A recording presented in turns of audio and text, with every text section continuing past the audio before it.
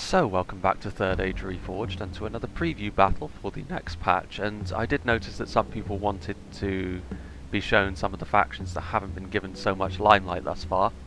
And so I have decided to be Dol Amroth in this battle, and Dol Amroth have been the subject of a little bit of discussion of late, so it's pretty topical. And yeah, I'll be talking about Dol Amroth a little bit before and after the battle, because obviously as the battle's going on it's a little bit difficult to talk about the faction in depth as the action is happening. But yes, and also you might notice that my mic sounds a little bit different, and that is because my normal microphone might be slightly broken. So I'm having to use my headset, although this is a new headset from the last time I was forced to use the lesser alternative, so hopefully it will be slightly better than it was before, but we'll see.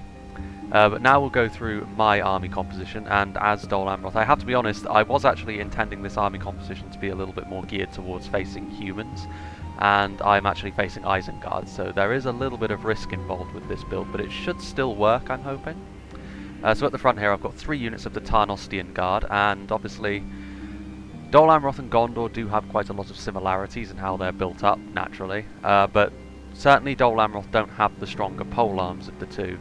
But even so, they're spearmen. These basic spears will still do the job. You can only have 3 before the cost increases, so you're not going to be able to fill your army with spears in quite the same way that Gondor can, but I do still find that spearmen are going to be quite a necessary part of quite a lot of army compositions, and Dol Amroth are no exception, so I've got these guys at the front, ready to withstand the initial force. I've also got 3 units of Dor en Ernil archers, the standard Dol Amroth archers, just in behind them, so they're in loose formation. You can tell that from the way that my army is bunched up that I'm intending to be quite aggressive, and usually that's quite ill-advised against the orcs because they will just be able to envelop you pretty quickly, but even so I'm going to give it a go and see how it turns out for me. So these archers are fairly basic, you know, the equivalent in Gondor to the Gondor archers, of course. They aren't quite as impressive as some of the higher tier Dol Amroth archers, like the Tirithea marksmen, of course, the very heavily armoured elite archer, and then the Nimrodel rangers, but even so I do find that a sort of slightly more basic tier archer like this works pretty well when you're trying to be more aggressive, to just give yourself some sort of ranged presence on the field, because I am going to need it to try and counteract any potential wargs or crossbows, hopefully, because I can obviously outrange them. Then I have 4 units of the Dor en Ernil pikemen. Now this is another unit which I probably would be tempted to switch out, at least in part. I probably would still bring a couple of them, but against Isengard, the Edhelond halberds would probably be more prudent for their AP, and particularly their ability to help bring down any potential trolls of the White Hand you might encounter. But against, you know, the pikes of Dol Amroth aren't going to be a match, obviously, for their nearest neighbours, Gondor, but they will still do a good job, and you can have 4 of them before the cost increases, so this is a pretty healthy contingent of pikes I have here. Obviously the Uruk-hai pikemen are better, so I am going to need to be careful. I'm going to need to be careful. But even so, they should anchor my line and help my spears withstand a little better. Back here I also have, on the 2 flanks almost, we have 4 units of the Edhelond man-at-arms. I'm hoping to get these guys up and around the flank, because if there's one thing I really don't want, it's to be enveloped by the orcs, because I will very quickly find myself surrounded. You don't want to be the little spoon in the crescent moon, as it were. And the Edhelond man-at-arms, of course, basic sort of standard mainline units. They aren't going to be at the front from the off, though. That's going to be the spears and the pikes. So I'm going to see how they can do it, sort of trying to pressure the sides of the Isengard line, because against Isengard have got a lot of potential answers to basic infantry units like this, whether it's the Uruk-hai berserkers or even the Uruk reavers. So I'm going to need to use them a little bit more carefully than I would against the human faction, for example, who's going to bring something quite similar to this most of the time. The unit that I really wanted to see, however, are these lads, the Black Swan Vanguard, and they are essentially the replacement for the standard Swan Knights, because the Swan Knights and the Talon Knights previously did exactly the same thing, but now the Talon Knights still exist in the same form they were previously, but the Black Swan Vanguard are AP. They wield maces and a shield, so they aren't multiple HP, but the fact that they wield those maces and are AP should stand me in pretty good stead against Isengard. And against most of the kingdoms of men as well, this will come in quite handy. So I was very curious to see how they would do. I also upgraded the weapons on both units that I have. I've got 1 unit on each side. And I did this mainly because I only had 50 gold left, and also because armor upgrades here wouldn't really help me if the crossbows got a hold of any particular units. And I wanted to sort of offset the fact that AP units tend to have slightly lower attack values anyway, so just trying to offset that a little bit. So yeah, the Black Swan Vanguard, definitely a very cool looking unit. Then over here we have my General's Bodyguard, which is a unit of the Haven Knights, previously known as the White Knights. Possibly the most fearsome melee cavalry unit in the game. It's debatable, but it is definitely throwing its hat into the ring for that title. And definitely in terms of a one-to-one engagement, Isengard will need to be careful. Obviously, this was more designed with Kingdoms of Men in mind, because Isengard do have wargs across the way, as you can see. But even against basic wargs, they should come out victorious. They might not trade efficiently if you leave them all on their own, but yes, we'll see how they do in this situation against a unit which technically has got pretty hefty bonuses against them. Then if we sort of swing out a little wider, you can see on the extreme end of both of my flanks, I've got some Dor en Ernil cavalry, the lowest tier of Dol Amroth cavalry. And I did this because I didn't really feel the need to spend a huge amount on my Lancer cavalry, because I wanted to just send them around the flank. I didn't want them engaged in the cavalry fight if I could help it, but hopefully I can start charging the backlines, and against Isengard that should stand me in good stead, because the Orcs of course don't have the highest morale, so they're on both sides. And then as we sort of go over to this end, we can see that I also have the equivalent Swan Knights over on this side. Now the Swan Knights have also changed a little bit. The Knights of the Silver Swan have retained their designation as Lancers, but the Swan Knights are now melee cavalry, and more than that actually, they have sort of two-hander swords that they use in melee, so they look very cool. So yeah, Dol Amroth definitely have a very strong melee cavalry contingent. The White Knights and the Swan Knights together can really help. They also have access to the Mercenaries as an even cheaper option if you wanted to have some melee cavalry. That's, I think, if you want to go more Lancer heavy and support them with some cheaper melee cav, but in this situation I was hoping to use my melee cavalry to help withstand the wargs. And you can see actually, just before we get onto Isengard, we'll go through what I was intending to do now. I was leaving the Swan Knights and the White Knights relatively separate from my other cavalry units because I wanted them to be the bait. I wanted the wargs to collapse in on them all at once, and then I wanted to target the wargs with my archers and charge into the rear of the wargs with my Dor en Ernil cavalry, because obviously in a sustained melee my light cav is going to get torn apart by wargs, but off the charge they will still do a decent amount of damage. Now this is risky because depending on how many wargs my opponent brought, this could leave my Swan Knights in particular dead very quickly, but even so I felt like it was going to be worth it, because the thing that scared me most about going up against Isengard with this composition, which again I'll say once more, I had in mind for fighting a faction like Gondor for example, but yeah, it was going to be ropey to see whether or not my melee cav would stand up in melee to an overwhelming amount of wargs for long enough for my plan to come to fruition. And obviously I'm going to be quite aggressive with my infantry, pushing up the centre, trying to make it so that I'm not going to be surrounded, because if I get surrounded, Isengard will be able to outlast me. But moving on to Isengard's army, let's see what he's brought. He's got quite a neat formation actually. Oh yes, Dwayling playing as Isengard. At the front he's got Uruk Reavers. Now this is AP, shock infantry, sort of slightly cheaper, on the cheaper end of the spectrum for shock infantry. He could have also brought the Dunlanding Wild Berserkers, who are even cheaper, so Isengard do have a lot of sort of relatively low cost but high AP units. Now obviously the trade-off for this is their melee defense is pretty woeful, and also as they're at the front they will probably be the first that my archers who are on fire at will target, so they might be taking a few casualties on the approach. But if they can get their charge bonus off, they should do quite a lot of damage to my Tarnostian Guard, and even to my Black Swan Vanguard if they get a clean charge off. Obviously as the fight goes on they will start to fall away, and they will need to be supported very quickly. That's what Axemen again, you can't send Axemen in on their own and expect them to win a fight. Then over here we have a couple of units I believe on either flank of Half-Orc Spear Guard. This is again another pretty good choice because it will anchor his line quite well alongside the inevitable pikes that Isengard will bring. He could try and use Shield Wall to push into my own pikes, but that's pretty risky because both of us are going to be sort of going hammer and tongs in the infantry fight.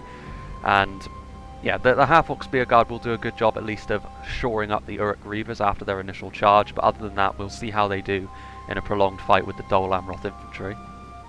Then in the middle here we have, I think, 4 units actually of the Dunland Veterans. Now the Dunland Veterans are the cheapest of the sort of basic infantry units that Isengard can bring. They are cheaper than the Uruk-hai Raiders and then the higher tier Uruk-hai infantry. They aren't too bad. They have lost their AP, so they aren't quite, I really liked the AP on them before, but it is understandable. One-handed axemen no longer have that AP, because a lot of units would be AP if that was the case. But the Dunland veterans still perform the role of cannon fodder very well, because they are better than most other sort of lower tier Orc units, stuff like the Orc Raiders. So it's something that Isengard can leverage against their opponents, and making this much Dunland infantry go away is going to be quite difficult. You know, they're going to be stuck in the melee for quite some time. I believe we have 3 units of the Uruk-hai pikemen, so I have more pikemen, but these Uruk-hai pikemen are obviously higher quality, they've got better armour. It's going to be, again, I'm going to need to get around the Uruk-hai pikemen to try and really put pressure on the Isengard front line, otherwise I'm going to be in a bit of trouble. If it turns into just a sheer fight of attrition, Isengard do have the numbers and they will probably be able to outlast me. Having said that, they don't have any really high tier infantry or really high damage infantry like the Uruk-hai Berserkers, even Uruk-hai infantry. It's mostly lower tier stuff. Back here though, they do have 2 units of Uruk-hai crossbows, as you would expect. This is going to make it, even if I win the cav fight, this is going to make it very difficult for me to recharge the lines without taking some pretty prohibitive losses.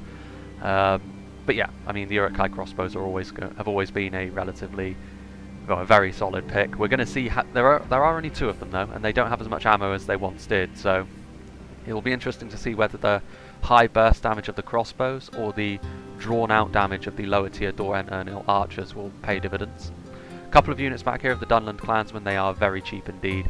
Obviously it's the cheapest unit that Isengard can field, just padding out the infantry line.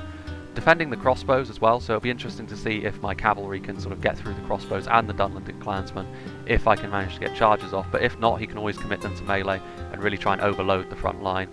And then on both flanks, we have a couple of units of the Warg Riders. I don't believe Isengard have access to the Warg Skirmishers, fortunately for me. Otherwise my cavalry plan would be even more risky than it already is. So a couple of units of Warg Riders on this flank. And then I was hoping he wouldn't have brought this unit, but we got some Warg Riders over here. But he has indeed brought the Champions of the White Hand. And this obviously is a very different proposition from standard Warg Riders, because they are much better. And I don't know whether it's fortunate for me that he's not on the side with my White Knights, because my Swan Knights will get savaged by the Champions of the White Hand, particularly if they are supported by Warg Riders. So my Swan Knights are going to have to hold the line very stalwartly against them. But yes, we shall now begin the proceedings. Now this is going to get going relatively quickly. It's just under 7,000 frames this battle, so there's no messing around. You can see that right away Isengard are going to be committing forward their Uruk Reavers, and the arrows are already flying into them, getting a few kills on the approach, also making their advance a little bit more staggered. And you can see that the Tarnostian Guard are leading the way. This initial engagement is going to be a little bit more cost effective for Isengard. Sort of move in here. See that Tarnostian Guard very quickly getting into a sustained fight with the Uruk Reavers. And then over on the flanks you can see that the Black Swan Vanguard also getting around to the edge of the Uruk Reavers, should be pretty solid at taking them out. Then as we have a look over here, the cavalry fight is going to begin, and this is likely going to be pretty messy for me. You can see that both units getting a charge off on one another, the Swan Knights and the Champions of the White Hand. But now the Warg Riders are also coming in, so it's going to be very risky for my Swan Knights to stay here for very long, but I have to keep them here, otherwise my backlines are going to be exposed. I'm going to need to get that Doran Ernil cavalry into charge. The same thing is happening on the other side as well. But you can see over here the White Knights and the Doran Ernil cavalry combining their forces, and the archers are also going to be firing into the backs of these Warg Riders. Without the Champions of the White Hand over here, the White Knights with the support of the archers should be pretty solid. But over here you can see I was a little bit more lax in getting this Doran Ernil cavalry into the backs of the Wargs and the Champions of the White Hand. The Champions of the White Hand did take some losses to the Swan Knights, but overall it was a pretty clean victory for the Champions of the White Hand on this flank over here. But I am going to get a rear charge with the Doran Ernil cavalry, trying to just pin them in place for my archers. If I can kill the Champions of the White Hand, then my cavalry victory on the other flank will be much more substantial in the long run. Now over here you can see that the front line is continuing. I'm just going to turn the speed down a little bit. You can see that my pikes have managed to get into this fight as well and are anchoring the line very nicely. The pikes sticking through the spear units, holding them in, and you can see that the Uruk Reavers are very quickly melting away to the pikes and the spears at the front. The Dunland veterans are now in the fight, however, and they are going to be much more resilient to this sort of thing. The Black Swan Vanguard are also over here getting some nice kills. You see I'm getting a nice side charge as well into the Uruk-hai pikemen with my Ed Halond men-at-arms, the half-orc spear guard over there. As we have a look, this is a very nice front lines of the hold. Very thick engagement. You see this unit of pikes actually isn't in the fight, but I will push them up in a moment. The Uruk-hai pikemen are going to be a very, very solid anchor for Isengard in this situation. But even so, I do think that the numbers advantage will be mine. Unfortunately for me, the Black Swan Vanguard, the only armoured unit they're really going to be going up against are the Uruk-hai pikemen. But even so, they are still going to be a pretty substantial unit. Unfortunately for me, also the crossbows are starting to target this unit of Edelon Man-at-Arms that I lost micro on momentarily.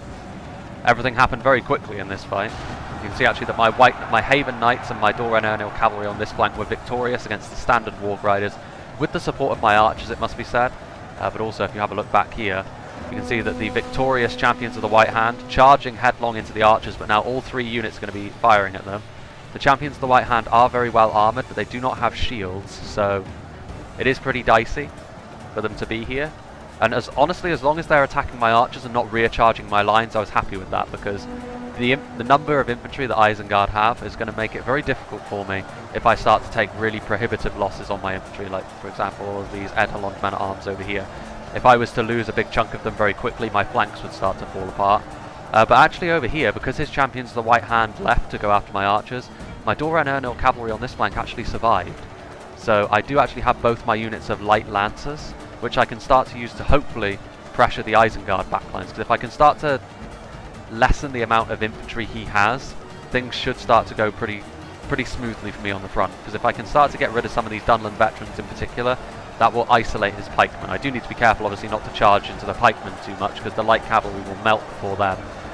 You see these Dunland clansmen pulling away. Having a look over here, we can see that the Haven Knights, the surviving members of the Haven Knights actually are going after the champions of the White Hand, and with how haggard both of these units are, the Haven Knights should be victorious there. And then my archers can move on to more pressing concerns. My archers so far have been very useful in thinning out the wargs, particularly on that flank over there. But now it's going to be interesting to see how I can use them. I mean, I will probably just go ahead and try and focus down the crossbows, despite the fact the crossbows are very well armoured and more difficult for lower tier archers to get through. I think that they are still the most prudent target, because I don't really have a good angle on the front line troops. Also trying to get some charges in with my Doran Ernil cavalry, trying to make sure that my infantry is not targeted by the crossbows, otherwise very quickly my flanks could start to fall apart, and if they do, the Uruk-hai pikes, as you can see, victory seems certain for Isengard because of the amount of men they have on this front line. The pikes and the numbers from the Dunland veterans are really standing them in good stead here, and despite the fact that I have pikes on the front line as well, they aren't of the same quality as the Uruk-hai pikemen. You can see that here in the middle is where I'm struggling the most. Mainly this is where I didn't have my Black Swan Vanguard. You can see that where my Black Swan Vanguard are, my line is holding up significantly better. And over here on the flanks where I have my melee infantry as well, things are going pretty well for me, but if my centre breaks, that's going to be very bad for me. You can see over here that I'm going to get a nice charge off into the rear of these half-orc spear guard with my Doran Ernil cavalry.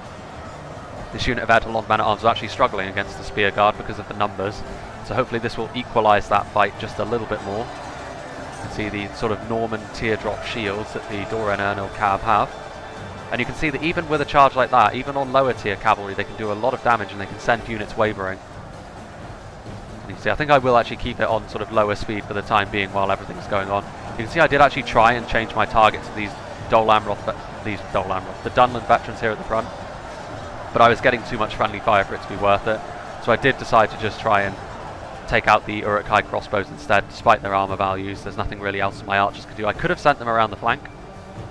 Try and go around here, for example. See another charge coming in from my cavalry there. Really paying for itself, this low tier Dol Amroth cavalry. My White Knights, well not my White Knights, my Haven Knights are now free as well. There's one champion of the White Hand left alive. But I could have sent my archers around the flank, potentially, to really start to try and pour into the back lines of Isengard, but I was a little concerned that the crossbows would have just melted them if I did that. And at the moment the crossbows don't have the best angle on anything other than my cavalry.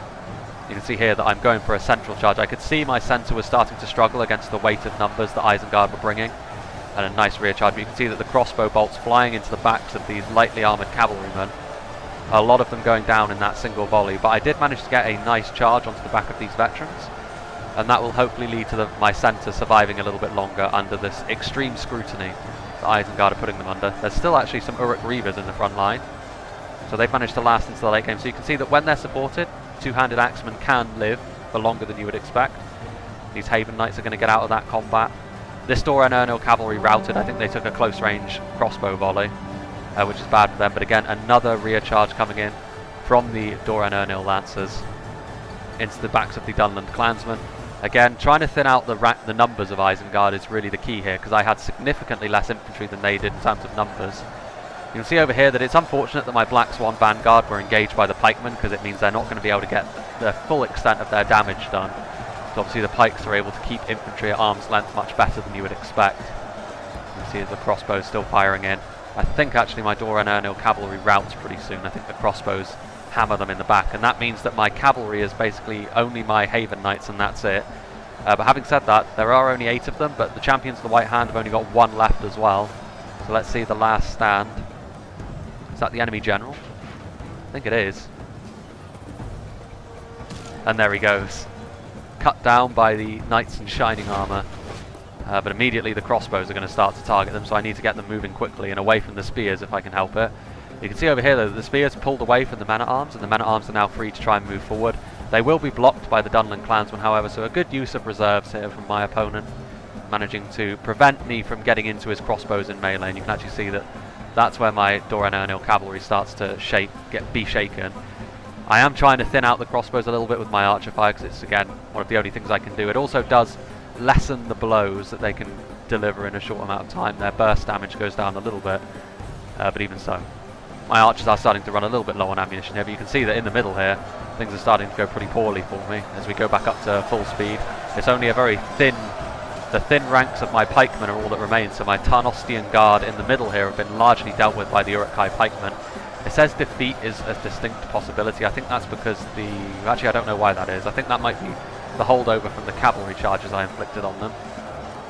But you can see that the front line, as I said at the start of the battle, you never want to be the little spoon. You always want to be the big spoon.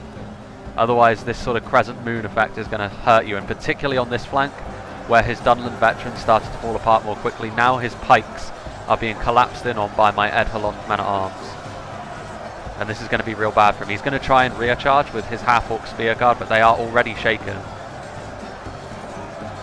And there are already 32 of them. However, this does also open up them to attack from the crossbows, in all fairness. So we'll see how this goes. You can see that my Haven Knights just going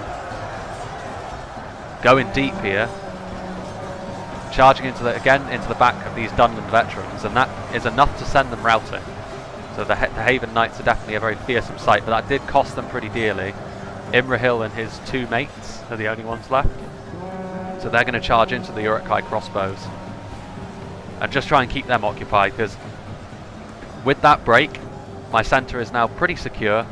And also you can see that over here the half-orc spear guard routed off. The Dunland Clansmen, my men started to chase the half-orc spear guard, but I need to get them back in, because the Dunland Clansmen trying to shore up the line. But if I can keep the crossbows occupied, this battle is pretty much mine, because at this point the Isengard front line has lost the numbers advantage it once had. I've also sending in my archers that are out of ammunition to shore up the one part of the line where you can see that I did actually lose the centre here because of the fearsome power of these Uruk-hai pikemen. But yes, the Dora and Ernil archers, obviously they're not going to win this fight, but they are going to shore up the line just long enough for me, because if I can isolate the pikes, this battle is all but over. And you can see that the Dunlanders not really able to keep pace with the born and bred killers that are the Uruk-hai. The Dunland Clansmen victory is actually on this flank, things are going significantly better, and I think that's because his spears and his clansmen were together, whereas on this flank they were split apart. And individually, obviously, you can't expect Isengard's lower tiers to go up against the bread and butter of Dol Amroth. Over here, more veterans are routing, yet more charges are coming in from my Haven Knights, just again occupying these crossbows, because they could still potentially be a bit of a terror. But at this point I do think it's actually a bit too late for Isengard to come back into this. Over here you can see the Black Swan Vanguard victory is a distinct possibility. Definitely a very cool unit. Probably my favourite new addition to... It's not really a new addition, it's kind of a replacement. But I really like the concept of these guys, the Mace Man. And over here, the Dunland Clansmen have actually stayed in combat for longer than I was expecting. They definitely have done their Dark Master proud. Over here you can see that these Dunland veterans have actually come back from routing. They're probably going to try and get into melee with Imrahil, who's still running around, still being a nuisance to these crossbows. But over here you can see that the centre actually, I broke through with some archers, and I'm going to get into melee now with the crossbows with my archers that are out of ammunition. Again, This is actually something that my archers, with how much numbers they have left, could probably win, if not for these veterans here. So yeah, the crossbows are now very much occupied, and this frees up my Haven Knights to fight here in the front lines. You can see the shields of Dol Amroth. Dunland clansmen here. Victory is a distinct possibility on this flank still. The pikes are really holding this line together nicely, although now the pikes, they've turned around for some reason, and that's going to mean they're going to get absolutely butchered by the Black Swan Vanguard. Interestingly enough, I actually charged into the pikes head on there, and you can see that one of my cavalrymen falls as a result of that. A little bit overzealous of me there, but you can see that over here, finally this flank has been cleaned up. The Dunland clansmen finally fell by the wayside. I'm going to send over some men-at-arms to finish up the crossbows, and the rest of my men I'm just going to collapse along the line, deal with these Uruk-hai pikemen, who at the moment are only really fighting very battered Dol Amroth pikes and basic archers. But as soon, I still have some Tarnostian guard remaining, but as soon as the Black Swans get into the rear of those pikes, it's going to be all over. You can see that the battle is pretty much, the Isengard force is pretty much spent at this point. That's a big rout there. Flanks routing. I think it's only one unit of pikes, and they're only fighting to the death. So yeah, that's going to be it. My opponent admits defeat. As far as the, it was close for quite a long time in that battle. I mean, the infantry engagement looked like it wasn't going to go in my favour at the start, but being the big spoon always pays dividends, and having a look at what my opponent perhaps could have done. I mean, I was scared of his wargs. I think one of the mistakes he did do is he did take the bait of trying to just overwhelm my more elite cavalry units. If he had split his wargs up a little bit more, surrounded my more elite cavalry units, or perhaps gone for my rear lines instead of trying to go for my archers, things would have been a little bit more dicey for me, because I could afford significantly less losses than he could. Now, he had a just under 500 more men than me, and we both brought the same amount of cavalry, so it does show how infantry heavy we both went. If you have a look at the enemies killed, obviously I was significantly further ahead. If we have a look at the casualties inflicted, I believe actually, yeah, Black Swan Vanguard with 217, getting the most amount of kills. So even though they were up against pikemen, they still performed very well. So that AP is going to really pay some heavy dividends for you if you manage to get them into a good fight. Obviously they are quite expensive, but anything in excess of 800 florins, you're not going to be expecting too many of them. You can only have 2. But here, they were the only really genuinely offensive unit I had in my army with regards to what I wanted to do because of that AP damage. I had a lot of pikes and spears in my front line, which is mainly designed to just hold the enemy in position while I try and outmaneuver them elsewhere. And I do like that about Dol Amroth, that they are able to do that, because it is one of my more favoured things to do. Over here you can see that again, breaking 100 kills on a unit that only costs 400 florins is very, it's a very cost-effective use of my money. And the Doran Ernil cavalry certainly did that. The Haven Knights obviously getting a substantial amount of kills. The Swan Knights were run through by the champions of the White Hand, but ultimately, thanks to my archers and my light cavalry, those Warg Riders were not able to make that advantage stick for very long. The pikes, it really did depend on what part of the line they were in. The 2 that got over 100, I would imagine, were primarily fighting against Dunland veterans, whereas the 2 that, particularly the one that only got 18, that was probably one that was fighting up against Uruk-hai pikemen, and the Dol Amroth pikemen are not going to have the advantage there. Isengard's pikes are very, very strong. My archers, none of them broke 100 kills, but I didn't really expect them to. A lot of those kills were on wargs and crossbows, so they're good kills. And then over here, my Edelond men-at-arms, again, really did depend on what sort of engagement they have, but 3 out of the 4 of them broke 100 kills, so that's very good. And that is Dol Amroth. Now, admittedly, it's a kind of Dol Amroth that you probably wouldn't see against the Orcs all that much. Again, I think against the Orcs, I would be very tempted to bring at least one unit of the Belfalas Marines, just so you've got some blitz damage to deal with the trolls that most of the time will be coming your way. I mean, I was surprised I didn't see trolls of the White Hand, honestly, because those things are monsters, and a lot of my units would not be too good against them. The only thing that I would really have that would be able to really do some damage to them in melee would probably be my Black Swan Vanguard.